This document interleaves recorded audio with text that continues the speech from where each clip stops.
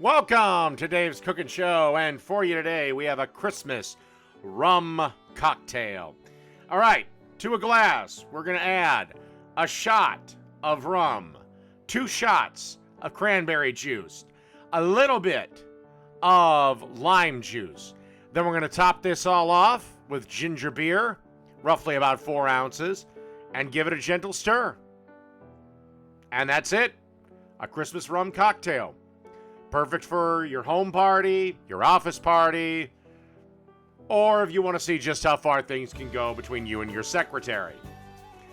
Anyway, that's a Christmas rum cocktail. Done.